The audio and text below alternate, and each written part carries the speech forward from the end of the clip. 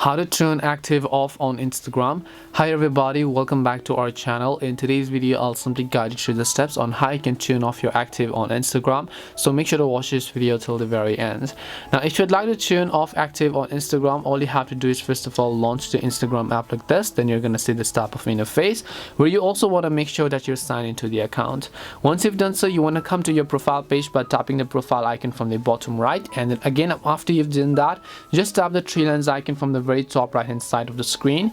Then over here you're going to find the option called settings, so tap on the settings option. And then once you tap on settings, over here you'll find an option where it says privacy, so just make sure to tap on privacy.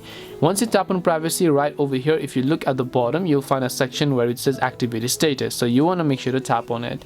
Once you tap on activity status, if this is turned on, it means your active status is turned on. So if you'd like to turn it off, just turn both of these toggles off right over here. Once you've done that, other people will not be able to view your active status, but the downside of this feature is that in a return you will also not be able to view other people's active status, so it just works both way around. And to give you a general idea of the context, this is how you can turn off active on Instagram. Hope this video was helpful to you guys, and if it did help you, make sure to leave a like and subscribe to the channel.